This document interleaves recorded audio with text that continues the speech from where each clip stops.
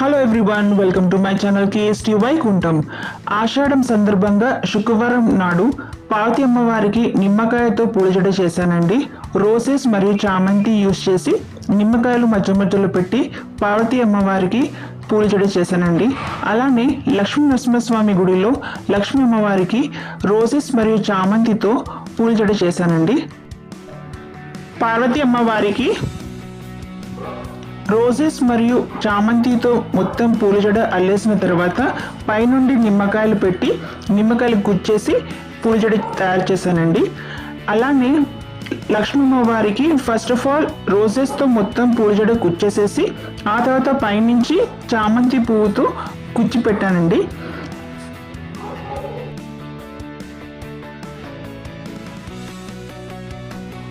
గులాబీతో వచ్చిన ఆకులు కూడా మధ్య మధ్యలో కుచ్చిపెట్టానండి. అట్రాక్టివ్గా కనిపించడానికి ఆ ఆకులు యూస్ చేశాను.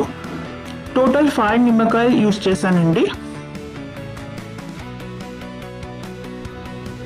ఆషాఢ మాసం శుక్రవారం సందర్భంగా అమ్మవార్లకి ఇలా ఇంట్లోని పూలజడు తయారు చేసి గుడిలో ఇచ్చానండి.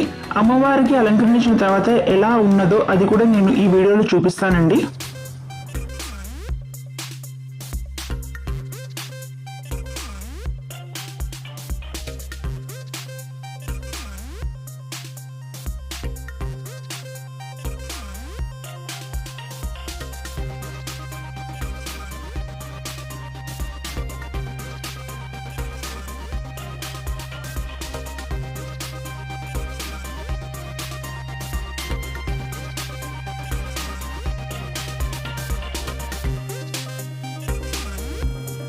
ఐ హోప్ ఈ వీడియో మీకు అందరికీ నచ్చుతుందని ఆశిస్తున్నాను.